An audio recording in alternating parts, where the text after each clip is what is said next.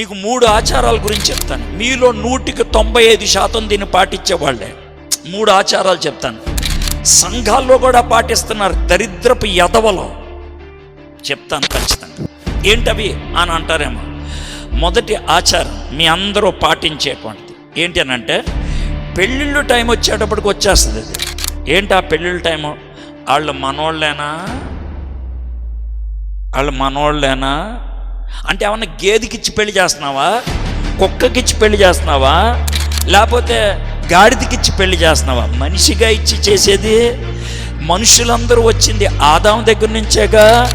మనుషులందరూ కూడా యేసు ప్రభు స్వభావం కలిగిన వాళ్ళేగా. మనుషులందరూ కూడా దేవుడు తన స్వరూపంలో చేశాడుగా. ఈ దిక్కుమాలిన కులం ఎవడిచ్చాడు నీకు? రే, ఎవడిచ్చాడు? అది బైబిల్లో ఉందా? లేదే. ఎందుకు తెచ్చిపెట్టుకున్నావు?